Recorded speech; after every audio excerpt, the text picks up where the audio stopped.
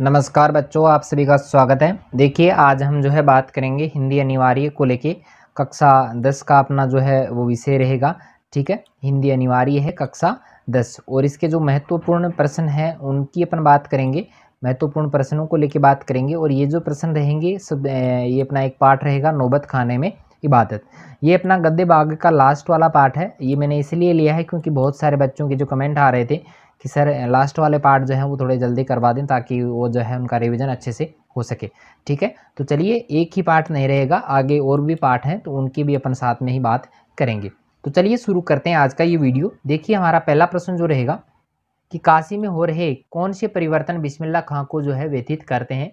तो काशी में कौन से ऐसे परिवर्तन हो रहे हैं जिसके कारण बिस्मिल्लाह खां जो है वो व्यथित होते हैं। तो काशी में देखो पुरानी जो परंपराएं हैं वो धीरे धीरे लुप्त हो रही हैं। खान पान की जो पुरानी चीज़ें हैं वो बेचने वाले या मलाई बर्फ़ वाले वहाँ के जो लोग हैं वो धीरे धीरे जा रहे हैं। नहीं अब वहाँ पर संगीत है, साहित्य है या अदब का वैसा मान वहाँ पर नहीं रहा है।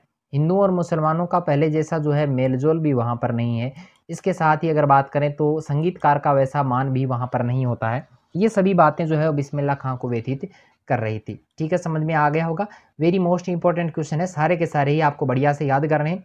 चलिए हमारा दूसरा प्रश्न रहेगा कि बिस्मिल्लाह खां की कौन सी विशेषताओं ने आपको जो है सबसे ज़्यादा प्रभावित किया है। तो कौन कौन सी ऐसी विशेषताएं हैं। तो देखिए सबसे पहली विशेषता है कि धार्मिक सौहार्द। बिस्मिल्लाह खां जो है हिंदू मुसलमान एकता की एक मिसाल माने जाते हैं। वे सच्चे मुसलमान के रूप में जो है पाँचों बार की नमाज अदा करते हैं और तीज त्योहारों को जो है वो बखूबी निभाते भी हैं। मुहर्रम पर वे पूरे 10 दिन तक का शोक भी मनाते हैं। साथ ही अगर बात की जाए तो बाबा विश्वनाथ और बालाजी के मंदिर में जो है नित्य शहनाई वादन भी वो करते हैं और हिंदुओं की पावन नदी गंगा को वे मैया के नाम से भी पुकारते हैं। दूसरा हमारा रहेगा दूसरी जो विशेषता है कि खुदा के प्रति आस्थावान। तो वे नमाज अदा करते समय खुदा से सच्चे सुर की जो है वो याचना भी करते हैं। वे शहनाई की प्रशंसा को खुदा को समर्पित भी करना चाहते हैं। और तीसरा जो रहेगा कि सरलता और सादगी। बिस्मिल्लाह खां जो है सरलता और सादगी की जो है वो मिसाल माने जाते हैं। वे शहनाई एक मिसाल बेमिसाल शहनाई वादक भी हैं। इसीलिए भारत के अनेक विश्वविद्यालयों से उन्हें जो है कई उपाधियां जो है वो भी मिली हैं और उन्हें भारत रत्न भी प्राप्त हो चुका है। फिर भी उन्हें गर्व और अभिमान जो है वो छू भी नहीं सका है। चौथी बात करें तो रसिक और विनोदी स्वभाव के वे थे। तो बिस्मिल्लाह खां बचपन से ही जो है रसिक स्वभाव के हैं। वे रसूलन बाई और बतुलन बाई की जो गायकी है उसके रसिक भी थे। जवानी में वे कुलसुम हलवाई और अभिनेत्री सुलोचना के भी रसिया रहे हैं। वे जलेबी और कचौड़ी के भी बड़े शौकीन रहे हैं। तो ये चार विशेषताएं आपको जो है बिस्मिल्लाह खां की याद रखनी है। बहुत ही इंपॉर्टेंट क्वेश्चन है। ठीक है, चलिए हमारा तीसरा प्रश्न रहेगा कि नौबत खाने में इबादत से जो है यहाँ पर क्या तात्पर्य है।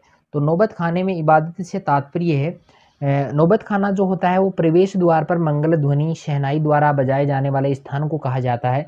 शहनाई वादन के साथ जो है ईश्वर की प्रार्थना है, अर्चना है, इबादत है वो कहलाती है। ठीक है, शहनाई वादन के साथ में ईश्वर की प्रार्थना की जाती है, अर्चना की जाती, इबादत की जाती, तो वो नौबत खाना होता है। ठीक है, चलिए अगला हमारा सवाल रहेगा कि बिस्मिल्लाह खां के बचपन का नाम आपको बताना है। तो बिस्मिल्लाह खां के बचपन का नाम याद आ गया होगा तुरंत ही।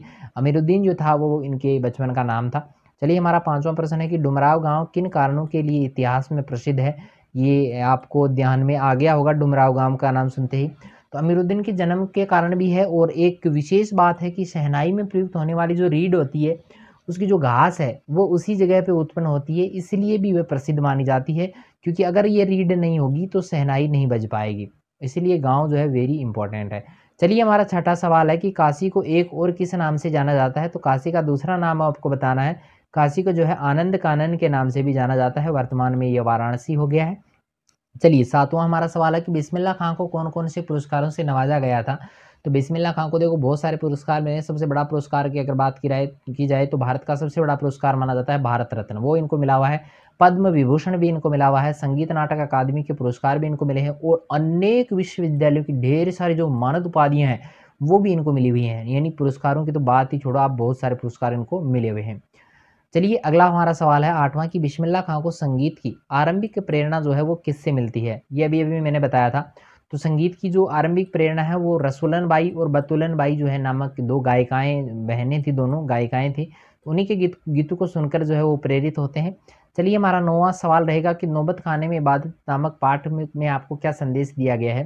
तो इस पाठ में ये संदेश दिया गया है कि हम चाहे किसी भी धर्म के अनुयायी हो, हमें बिना किसी भेदभाव के धार्मिक सहिष्णुता के साथ जो है वो जीवन जीना चाहिए। सभी धर्मों के प्रति हमें श्रद्धा रखनी चाहिए। कला और कलाकार दोनों का सम्मान होना चाहिए। ईश्वर के प्रति आस्था रखकर सरल और सादगीपूर्ण जीवन जो है वो हमें जीना चाहिए। चलिए हमारा 10वां सवाल है कि बिस्मिल्लाह खां कला के अनन्य उपासक माने जाते हैं। ये तर्क सहित आपको उत्तर देना है। तो देखिए बिस्मिल्लाह खान जो है वो संगीत कला के अनन्य उपासक भी हैं, यानी इनके जैसा कोई नहीं है।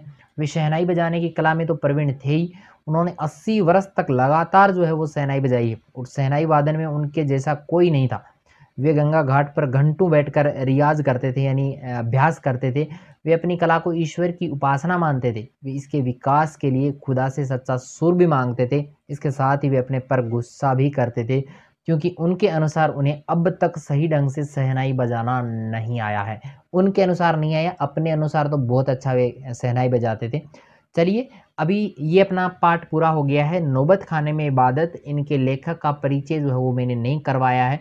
अभी जो पार्ट अपन पढ़ेंगे वो पढ़ेंगे एक कहानी यह भी। फिर से मैं आपको बता दूं कि हम बात कर रहे हैं हिंदी अनिवार्य की कक्षा 10 की। अपना पेपर होना अभी बाकी है। कुछ महत्वपूर्ण प्रश्नों को मैं आज लेके आया हूं और अभी जो प्रश्न आएंगे आपके सामने वो आएंगे एक कहानी यह भी। तो बने रहिए हमारे साथ में। चलिए शुरू करते हैं पहले प्रश्न से।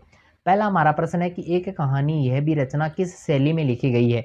वेरी मोस्ट इंपॉर्टेंट है। तो आत्मकथात्मक शैली में ये लिखी गई है। दूसरा हमारा सवाल है कि लेखिका के पिताजी ने कौन सी शब्दकोश की रचना की थी। शब्दकोश कहते हैं डिक्शनरी को। ये 12वीं में प्रश्न आया था कि शब्दकोश किसे कहते हैं। ठीक है, तो इसका राइट आंसर है कि अंग्रेजी हिंदी जो शब्दकोश है उसकी रचना जो है वो लेखिका के पिताजी ने की थी। लेखिका इस पाठ की जो रहेंगी वो रहेंगी मनु भंडारी। कौन रहेंगी भाई? मनु भंडारी रहेंगी। याद हो जाएगा। चलिए तीसरा हमारा प्रश्न है कि मनु भंडारी का जो बचपन है वो किस शहर में बीता था। तो मनु भंडारी का जो बचपन है वो बीता है राजस्थान के अजमेर जिले में। बहुत सा बचपन जो है वो अजमेर शहर में ही बीता है। चलिए हमारा चौथा प्रश्न रहेगा कि मनु भंडारी का हिंदी प्राध्यापिका का नाम आपको बताना है। हिंदी की जो प्राध्यापिका थी जिनके कारण मतलब बहुत सारा बवाल हो गया था, ठीक है, वो कौन थी भाई? तो वो थी जिसका नाम था शीला अग्रवाल। चलिए हमारा पांचवा प्रश्न है कि लेखिका के पिताजी का शक्की होने का कारण क्या था। तो अपनों के द्वारा जो विश्वासघात हुआ उसके कारण लेखिका के पिताजी जो है वो शक्की स्वभाव के हो जाते हैं। अगला हमारा सवाल है कि लेखिका के पिता उन्हें घर में होने वाले राजनीतिक बहसों में बैठने को क्यों कहा करते थे। तो इसका भी एक कारण था कि वे उन्हें देश की स्थिति से परिचित कराना चाहते थे। वे पूरे देश की में क्या चल रहा है, किस प्रकार चल रहा है, उसकी जानकारी वो उन्हें देना चाहते थे। चलिए अगला हमारा सवाल रहेगा कि अपनी बड़ी बहन की शादी के समय लेखिका की उम्र क्या थी। तो लेखिका की जो उम्र थी वो थी 7 वर्ष। ठीक है, तो अगर ये भी पूछा जाए शादी की जो थी वो क्या आपको औपचारिकताएं पूरी करनी थी, तो शादी के लिए जो है वो मैट्रिक पास होना चाहिए और 15 साल की जो उम्र थी वो होनी चाहिए थी। चलिए आठवां हमारा सवाल रहेगा कि एक कहानी यह भी के आधार पर स्पष्ट करना है कि दकियानुसी विचारधारा जहां मन को हतोत्साहित करती है वहीं प्रगतिशील विचारधारा मानव मन को गर्वित भी करती है। दोनों चीजें हैं इसमें। वेरी मोस्ट इंपॉर्टेंट क्वेश्चन है। तो इसका राइट आंसर है कि दकियानुसी सोच वाले जो व्यक्ति हैं उससे व्यक्ति क्रोधी, अविश्वासी और शक्की स्वभाव का बन ही जाता है। ये सीधी सी बात है। वह बात बात पर बहस करने भी लग जाता है। ऐसा व्यक्ति कुंठा से ग्रसित हो जाता है और मन में एक प्रकार की जो है हीन भावना पैदा हो जाती है। अगर इसकी विपरीत बात की जाए तो अगर प्रगतिशील विचारधारा वाला कोई व्यक्ति है, हमेशा समय के साथ चलता है, वह दूसरों को भी आगे बढ़ने के लिए प्रेरित करता है और खुद भी बढ़ता है। दोनों ही चीज़ें हैं, तो ये याद रखना है। वेरी मोस्ट इंपॉर्टेंट क्वेश्चन है। चलिए हमारा अगला प्रश्न रहेगा कि एक कहानी यह भी के आधार पे स्वाधीनता आंदोलन में मनु भंडारी की भूमिका का वर्णन आपको करना है। तो सन 1942 से 47 तक का समय स्वतंत्रता आंदोलन का समय रहा है, ये सब जानते हैं हम। इस काल में पूरे देश में जो है वो देशभक्ति की भावना भरी हुई थी। पूरा देश जो था वो अंग्रेजों को यहाँ से बाहर निकालना चाहता था। देश में जगह जगह आंदोलन भी हो रहे थे, कई जगहों पे जुलूस हो रहे थे, कुछ में प्रभात फेरियां जो है वो निकाली जा रही थी। स्कूल और कॉलेजों के जो विद्यार्थी हैं वो भी अपनी कक्षाओं को छोड़कर जुलूसों और प्रभात फेरियों में भाग ले रहे थे। ऐसे समय में मन्नू भंडारी जो थी वो भी अपना उत्साह और जोश जो है दिखाने में पीछे नहीं रहती है। उन्होंने भी अपने पिता की इच्छा के विरुद्ध जो है वो जुलूसों और प्रभात फेरियों में खुलकर भाग लिया और अपने सहपाठी जो थे या सहयोगी जो थे उनको भी भाग लेने के लिए प्रोत्साहित किया। लड़कों के बीच वह खुलकर सड़कों पर नारेबाजी करती थी। इतना ही नहीं, उनके एक इशारे पर कॉलेज की जो पूरी की पूरी जो छात्राएं हैं वो आंदोलन में भाग लेने के लिए सक्रिय हो गई थी। इन सब आंदोलनों में मन्नू भंडारी की भूमिका जो है वो एक स्वतंत्रता सेनानी से कम नहीं थी। ठीक है, याद हो गया होगा। चलिए अगला हमारा सवाल है कि एक कहानी यह भी कि लेखिका ने अपनी माँ को व्यक्तित्वहीन क्यों कहा है। तो देखिए व्यक्तित्वहीन कहने का एक ही कारण था कि पहली बात तो लेखिका की माँ जो थी वो अनपढ़ थी। सुबह से शाम तक परिवार के सदस्यों की इच्छाओं की पूर्ति वो करती थी, पिताजी की आज्ञाओं का पालन वो करती थी और माँ की अगर बात की जाए तो माँ का स्वयं का कोई व्यक्तित्व नहीं था, इसीलिए उनको व्यक्तित्वहीन भी कहा गया है। ठीक है? चलिए हमारा 10वां सवाल है कि लेखिका को अपने पिताजी से क्या वैचारिक मतभेद थे? तो विचारों की मतभेदता का कारण जो है वो क्या था? तो लेखिका का जो पिताजी था वो स्वाभाविक था, क्रोधी स्वभाव का था, शक्की था, अहमवादी था।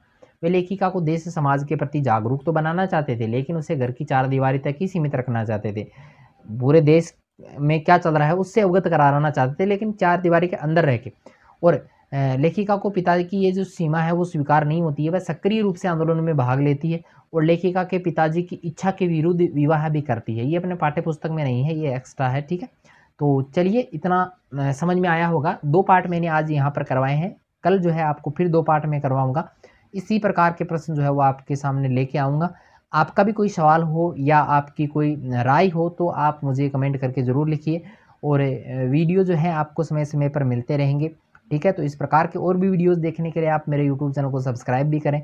ठीक है? ज़्यादा से ज़्यादा वीडियोज़ देखें ताकि आपके जो है अच्छे नंबर आ सकें। हमारा जो उद्देश्य है वो आपको अच्छी शिक्षा दिलाना है, अच्छे नंबर आपको दिलाना है। ठीक है? और उसमें हम जो है वो सफल होंगे और सफल तब होंगे जब आप इसमें सहयोग करेंगे, क्योंकि आपका जितना सहयोग हमें मिलता है उसी से हमारा जो है वो ये हम जो है आपके सामने ये प्रश्न वगैरह ला पाते हैं। ठीक है? तो चलिए आज के लिए इतना ही, मिलते हैं फिर एक नई वीडियो के साथ में, तब तक के लिए धन्यवाद।